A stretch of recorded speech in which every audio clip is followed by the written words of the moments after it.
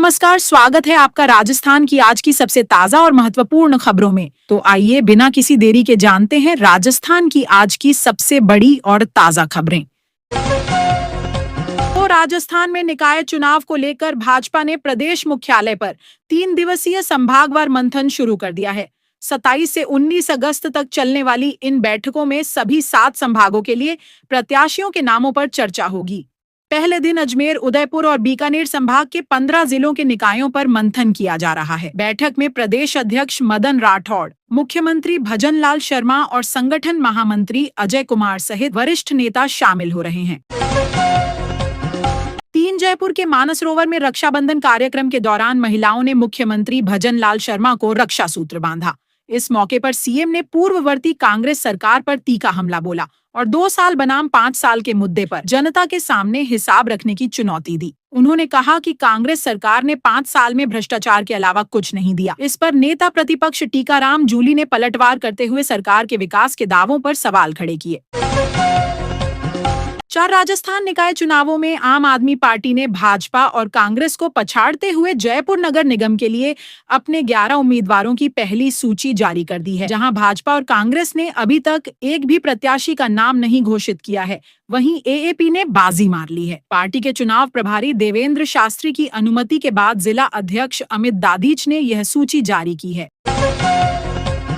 आज राजस्थान कांग्रेस ने निकाय चुनावों के लिए उम्मीदवारों के चयन की प्रक्रिया को सुव्यवस्थित करने के लिए एक अहम दिशा निर्देश जारी किया है। पार्टी ने फैसला किया है कि किसी वार्ड से केवल उसी वार्ड के निवासी को चुनाव लड़ने की पात्रता होगी।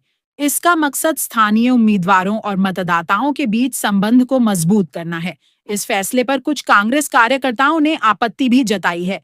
राज्य भर में चुनाव लड़ने के लिए करीब 40,000 आवेदन आए हैं। 6 राजस्थान भाजपा के वरिष्ठ नेता प्रभुलाल सैनी ने कहा है कि मुख्यमंत्री भजन लाल शर्मा का स्पष्ट संदेश है कि टिकट बंटवारे में किसी का दबाव नहीं माना जाएगा और जिताऊ उम्मीदवारों को ही टिकट दिया जाएगा। उन्होंने बताया कि 19 अगस्त तक 90% सीटों पर उम्मीदवारों की घोषणा कर दी जाएगी। जयपुर नगर निगम भाजपा के लिए प्रतिष्ठा का सवाल है, क्योंकि सीएम भजन लाल शर्मा और उप मुख्यमंत्री दिया कुमारी इसी क्षेत्र से आते हैं।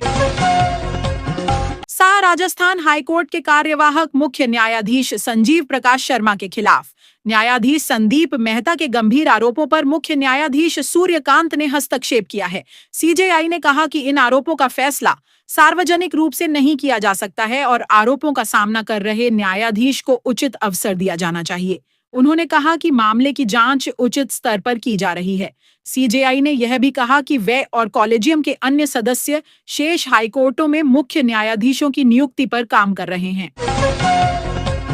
8 मौसम विभाग ने बताया है कि राजस्थान के अधिकांश हिस्सों में बारिश की गतिविधियों में कमी आने की संभावना है और अगले सप्ताह मानसून कमजोर रहेगा। हालांकि भरतपुर, कोटा और जयपुर संभागों में कुछ स्थानों पर हल्की से मध्यम बारिश हो सकती है। पिछले 24 घंटों में पूर्वी राजस्थान में कुछ स्थानों पर मध्यम से भारी बारिश दर्ज की गई। झालावाड़ जिले के बकानी में सबसे अधिक 114 मिमी बारिश दर्ज की गई। सितंबर के पहले सप्ताह में फिर से बारिश बढ़ने की संभावना है।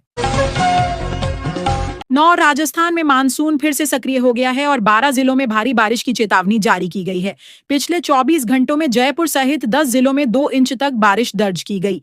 झालावाड़ में काली सिंध नदी में लगातार पानी आने के कारण एक बांध का गेट खोलकर 8,000 क्यूसेक पानी छोड़ा गया। कोटा के नवनैरा बांध के 3 गेटों से 25,000 क्यूसेक से अधिक पानी छोड़ा जा रहा है। सबसे अधिक बारिश करौली जिले के सपोटरा में 47 मिमी दर्ज की गई। 10 राजस्थान के 13 जिलों में आंधी और बारिश का अलर्ट जारी किया गया है। जयपुर, भरतपुर, कोटा, अजमेर और उदयपुर संभागों में कहीं-कहीं बारिश हो सकती है। कोटा संभाग के कुछ हिस्सों में 27 और 28 अगस्त को हल्की से मध्यम बारिश की संभावना है। पूर्वी राजस्थान में 27 अगस्त से 2 सितंबर के बीच बारिश की गतिविधियों में कमी आएगी। 11 राजस्थान सरकार ने राजस्थान सरकारी स्वास्थ्य योजना RGHS की दवाओं को रोकने वाली 215 निजी फार्मेसियों का लाइसेंस अस्थायी रूप से निलंबित कर दिया है। यह कार्रवाई उदयपुर सहित पूरे राज्य में की गई है। सरकार ने योजना के तहत मरीजों को दवाएं उपलब्ध कराने में लापरवाही बरतने वाली फार्मेसियों के खिलाफ सख्त रुख अपनाया है। 12 पश्चिमी राजस्थान में भीषण गर्मी पड़ रही है, जहां गंगानगर में बुधवार को सबसे अधिक 41.4 डिग्री सेल्सियस तापमान दर्ज किया गया। वहीं पूर्वी और दक्षिणी राजस्थान में लगातार बारिश ने गर्मी और उमस से राहत दी है, जहां अधिकतम तापमान 35 डिग्री से नीचे रहा। जोधपुर में मौसम गर्म और उमस भरा रहा, जहां अधिकतम तापमान 86.5 डिग्री दर्ज किया गया। गंगानगर का तापमान सामान्य से 3.5 डिग्री अधिक रहा। 13 लगातार बारिश के कारण राजस्थान के कई बांधों का जल स्तर बढ़ गया है। त्रिवेणी नदी का जल स्तर 2.63 मीटर पार कर गया, जिससे बीसलपुर बांध का गेज 4 सेंटीमीटर बढ़ गया। कोटा बैराज, जवाहर सागर, इसरदा, गलवा, पार्वती और गुट्ठा बांधों के गेज में भी वृद्धि दर्ज की गई। मौसम विशेषज्ञों के अनुसार मानसून ट्रफ के उत्तरी भारत में होने के कारण राजस्थान में मानसून कमजोर रहेगा। 14 अलवर नगर निगम चुनाव के लिए कांग्रेस 37 अगस्त को 15 से 20 वार्डों के उम्मीदवारों की घोषणा कर सकती है। वहीं भाजपा की सूची 28 अगस्त को आने की संभावना है। अलवर नगर निगम में कांग्रेस के पैनल में एक वार्ड पर 1 से 3 नाम हो सकते हैं। गुरुवार से अलवर नगर निगम में भी नामांकन प्रक्रिया शुरू हो गई है। 15 निकाय चुनाव को लेकर हनुमानगढ़ में कांग्रेस ने अपनी चुनावी तैयारियां तेज कर दी हैं। पार्टी 1-to-1 संवाद कार्यक्रम चला रही है और जेएनजी को 50% से अधिक टिकट देने पर जोर दे रही है। कांग्रेस का मानना है कि युवाओं को अधिक प्रतिनिधित्व देने से पार्टी को चुनावों में फायदा होगा। 16 सिरमौर जिले ने जल जीवन मिशन के तहत 100% कवरेज हासिल कर लिया है। जिले के हर घर में नल से पानी पहुंचाने का लक्ष्य पूरा हो गया। यह उपलब्धि हासिल करने वाला सिरमौर राज्य का पहला जिला बन गया है। जिला प्रशासन ने इस मौके पर सभी अधिकारियों और कर्मचारियों को बधाई दी।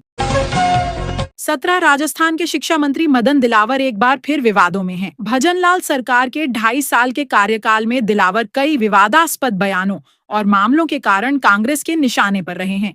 सीजेपी ने उनके नीट से जुड़े बयान पर सवाल उठाए हैं। शिक्षा मंत्री पर स्कूलों से जुड़े कई मामलों को लेकर भी सवाल खड़े हो रहे हैं। 18 जयपुर नगर निगम चुनाव के लिए 15 रिटर्निंग ऑफिसर आरओ कार्यालय बनाए गए हैं। बीकानेर, पाली नगर निगम और फतेहपुर नगर परिषद में मतदान की तारीख बदली गई है। इस बार नामांकन के लिए प्रत्याशियों को केवल 3 दिन का समय मिलेगा, जो पहले से कम है। दोनों प्रमुख दलों के पास पार्षद पद के लिए करीब 1 लाख लोगों ने टिकट मांगे हैं। 19 कोटा में बुधवार को पूरे दिन धूप खिली रही, जिससे लोगों को गर्मी और उमस का सामना करना पड़ा। यहां अधिकतम तापमान 33.3 डिग्री दर्ज किया गया। कोटा जिले में अब तक 365.1 मिमी बारिश हो चुकी है। मंगलवार की बारिश ने राहत दी थी, लेकिन बुधवार को मौसम साफ होने से उमस बढ़ गई। 20 मुख्यमंत्री भजनलाल शर्मा ने जयपुर में हरियालो राजस्थान अभियान की समीक्षा बैठक बुलाई। इस अभियान के तहत राज्य में पौधारोपण को बढ़ावा दिया जा रहा है।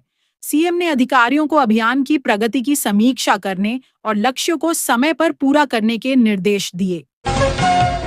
21 राजस्थान निकाय चुनावों में बीकानेर नगर निगम, पाली नगर निगम और फतेहपुर नगर परिषद में मतदान की तारीख बदली गई है।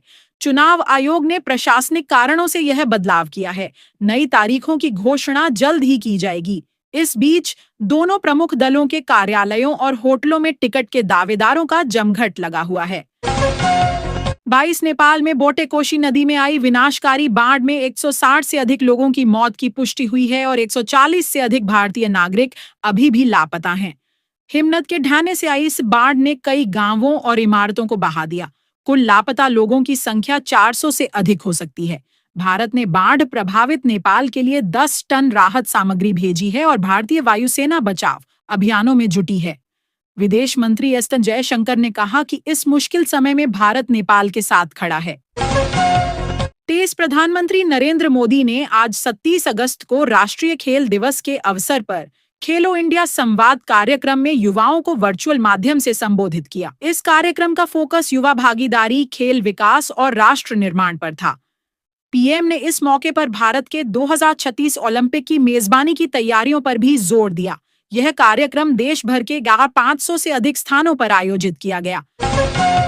24 रूस ने पहली बार भारत से पेट्रोल खरीदा है। जून और जुलाई में भारत ने रूस को 10 लाख बैरल से अधिक पेट्रोल की सप्लाई की। उल्लेखनीय है कि भारत अब तक रूस से सस्ता क्रूड ऑयल आयात करता था, लेकिन अब भूमिकाएं उलट गई हैं। यूक्रेनी हमलों में रूस की रिफाइनरी इंफ्रास्ट्रक्चर को नुकसान पहुंचने के कारण रूस को पेट्रोल की कमी का सामना करना पड़ रहा है। नयारा एनर्जी की वडीनार रिफाइनरी मुख्य सप्लायर है। 26 केंद्रीय गृह और सहकारिता मंत्री अमित शाह आज 27 अगस्त को गुजरात दौरे पर हैं। वे गुजरात विद्यापीठ के 72वें दीक्षांत समारोह में शामिल होंगे। इसके अलावा वे अहमदाबाद में आगामी ओलंपिक और राष्ट्रमंडल खेलों की तैयारियों को लेकर समीक्षा बैठक की अध्यक्षता करेंगे। 27 कांग्रेस ने चीनी की बढ़ती कीमतों को लेकर केंद्र सरकार पर निशाना साधा है। पार्टी का आरोप है कि चीनी की कीमतों में बढ़ोतरी से उपभोक्ताओं पर 26,000 करोड़ रुपए का अतिरिक्त बोझ पड़ा है।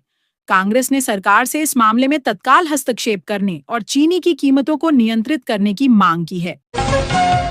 28 दिल्ली के पश्चिम विहार इलाके में एक युवक की गोली मारकर हत्या कर दी गई। घायल युवक की पहचान निहाल के रूप में हुई है।